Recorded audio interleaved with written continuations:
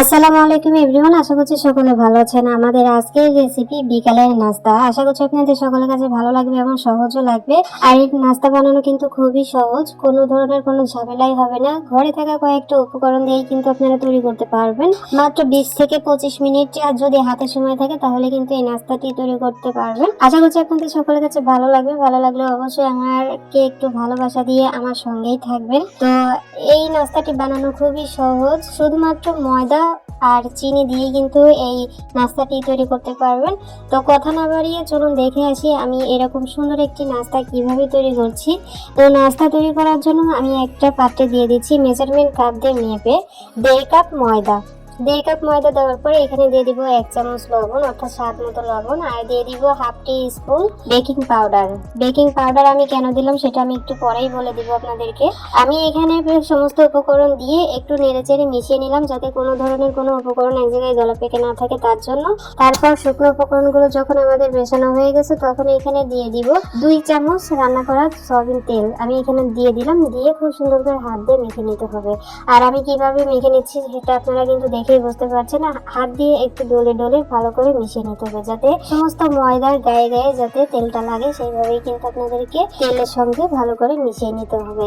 তেলের সঙ্গে যখন ভালো করে মেশানো হয়ে যাবে আর এরকম মুখ করলে দেখা যাবে যে ভেঙে যাচ্ছে না, তখন কিন্তু বুঝতে হবে যে আমাদের সমস্ত উপকরণের সঙ্গে তেলটা কিন্তু খুব ভালোভাবে মিশে গেছে। আমাদের তেলের সঙ্গে যখন ময়দাটা ভালোভাবে মেশানো হয়ে গেছে তখন আমি এখানে দিয়ে দিচ্ছি হালকা কুসুম গরম পানি। হালকা কুসুম গরম পানি দিয়ে খুব সুন্দর একটা ডো তৈরি করে নিব, না খুব বেশি শক্ত আবার না খুব বেশি সফট, এরকম একটা ডো তৈরি করে নিতে হবে। আর এখানে আমি কেন হালকা কুসুম গরম পানি ব্যবহার করলাম সেটাও আপনাদেরকে একটু পরেই বলে দিব। আর পানিটা কিন্তু একেবারেই দিতে যাবেন না, একেবারে দিলে কিন্তু হিতে বিপরীত হয়ে যাবে। তো সেক্ষেত্রে একদম অল্প অল্প পানি দিয়ে তারপর খুব সুন্দর একটা ডো তৈরি করে নেবেন। তো দেখতে পাচ্ছেন আমি অল্প অল্প পানি অ্যাড করে খুব সুন্দর একটা ডো তৈরি করে নিয়েছি। খুব বেশি শক্ত হয়নি আবার খুব বেশি নরমও কিন্তু হয়নি।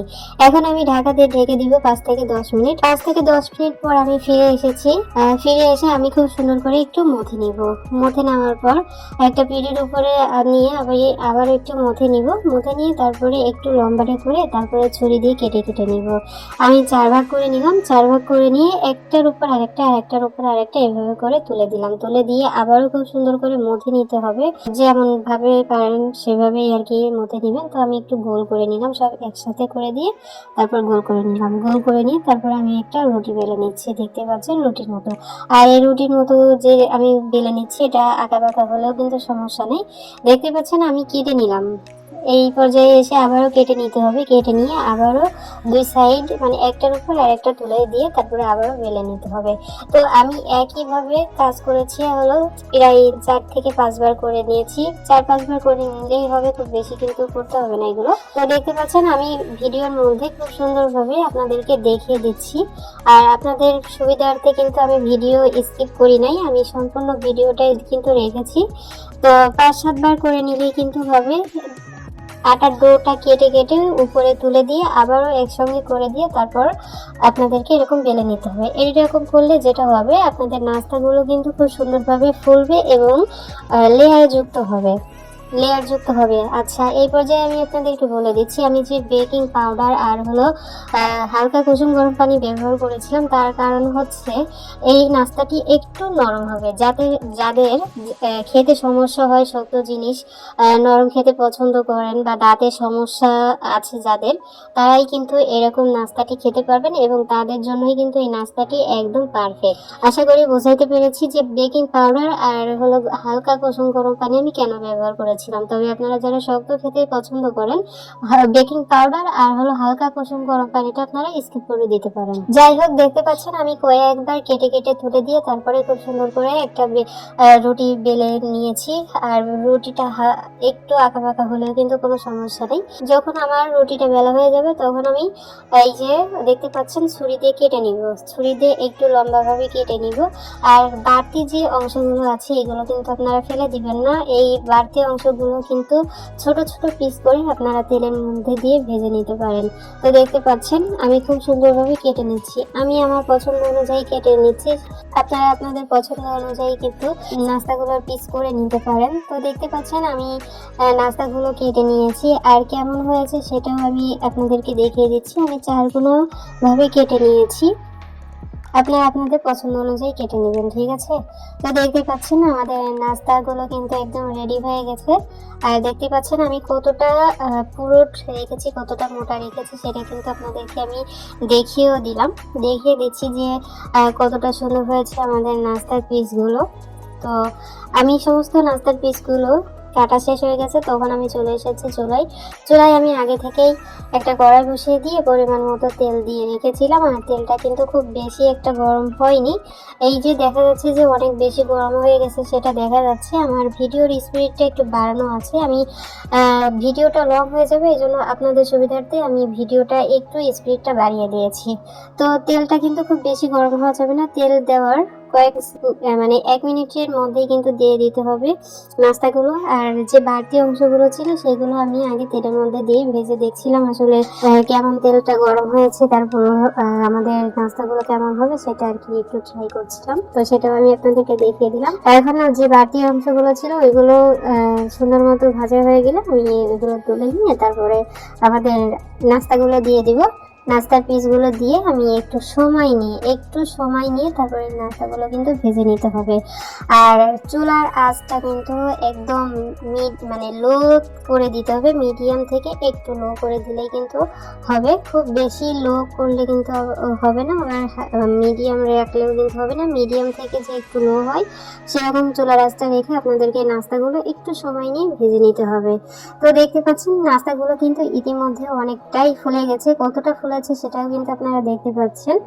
তো আমাদের নাস্তাগুলো কিন্তু উল্টিয়ে পাল্টিয়ে দিতে হবে, একটু পর পর উল্টিয়ে পাল্টিয়ে দিয়ে সমানভাবে একদম কালার করে ভেজে নিতে হবে। আমি আমার মানে এই পর্যায়ে কি আমি তুলে নিচ্ছি, আমি আমার পছন্দ মতো কালার করে তুলে নিচ্ছি। আপনারা আপনাদের পছন্দ মতো কালার করে ভেজে নিতে পারেন। কে কোথা থেকে আমার ভিডিওটি দেখছেন অবশ্যই লাইক কমেন্টস করে জানিয়ে যাবেন। আমার ভিডিওটি কেমন লাগছে সেটা তো অবশ্যই জানাবেন, আর বন্ধুদের মাঝে শেয়ার করে দেওয়ার চেষ্টাও করবেন। তো দেখতে পাচ্ছেন আমাদের নাস্তাগুলো কিন্তু হয়ে গেছে।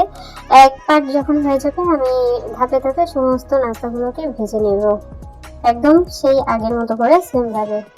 তো আমাদের নাস্তাগুলো যখন ভাজা হয়ে গেছে তখন আমি আরেকটা পাত্র বসিয়ে দিলাম। পাত্র বসিয়ে দিয়ে 1/2 কাপ দিয়ে দিব চিনি, 1/2 কাপের জন্য 1 কাপ পানি দিয়ে তারপরে 2টো এলাচ আমি এখানে ছিঁড়ে দিয়ে দিলাম জাস্ট ফ্লেভারের জন্য। এখন খুব সুন্দর করে নেড়ে চেড়ে চিনির পানিটাকে আর কি গলিয়ে নিতে হবে, চিনিটাকে গলিয়ে নিতে হবে।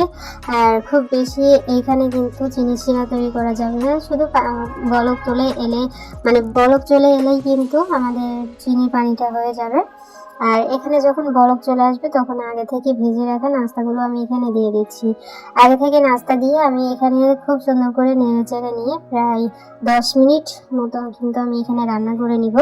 এরকম করে নিলে যেটা হবে, আগেই বলেছিলাম বেকিং পাউডার এবং হালকা কুসুম পানি আমি কেন ব্যবহার করেছিলাম সেটাও বলেছি, আর এখনও সেটা আপনাদেরকে বলে দিচ্ছি। এরকম করে যদি আপনারা নাস্তা তৈরি করেন তাহলে যারা শক্ত জিনিস খেতে পারেন না বা চান না তারা কিন্তু এরকম সুন্দরভাবে নাস্তা তৈরি করে খেতে পারেন। আর ভিতরে কিন্তু চিনির পানি কিন্তু ঢুকবে না, ঠিক আছে, পানিটা ঢুকবে না, জাস্ট উপরে শুধু একটু চিনি মানে মিষ্টি মিষ্টি থাকবে, সেটার জন্য আর কি আমি এরকম করেছি। তো যাদের দাঁতের সমস্যা তারা কিন্তু আপনারা এভাবে নরম একটু জিনিস মানে নরম নাস্তা কিন্তু তৈরি করে খেতে পারেন। যাই হোক, আমাদের 10 মিনিট যখন জাল করা হয়ে গেছে নাস্তাগুলো তখন একদম ঠান্ডা করে নিব।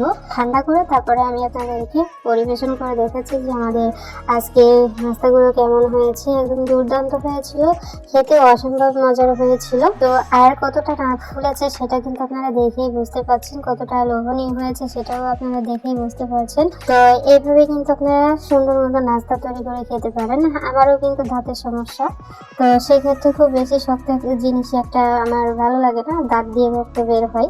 তো আমি এইভাবে নাস্তাগুলো তৈরি করে খাই, আপনারাও কিন্তু খাবেন, ঠিক আছে। অবশ্যই আমাকে কমেন্টস করে জানাবেন। আর আমি আপনাদেরকে একটা ভেঙেও শেয়ার করে দেখাচ্ছি, দেখতে পাচ্ছেন হাত দিয়ে চাপ দিলেই কিন্তু ভেঙে যাচ্ছে। আর ভিতরে কতটা লেয়ার যুক্ত হয়েছে, কতটা ফুলেছে দেখে কিন্তু বুঝতে পারছেন। আশা করছি আপনাদের সকলের কাছে আমার আজকের মূল রেসিপি ভালো লেগেছে। ফাইনালি আমাদের আজকের রেসিপি এতটুকু। সবাই অনেক ভালো থাকবেন, সুস্থ থাকবেন। আমাদের পরবর্তী ভিডিও দেখার আমন্ত্রণ জানিয়ে আজ এখানে বিদায় নিচ্ছি। আল্লাহ হাফেজ।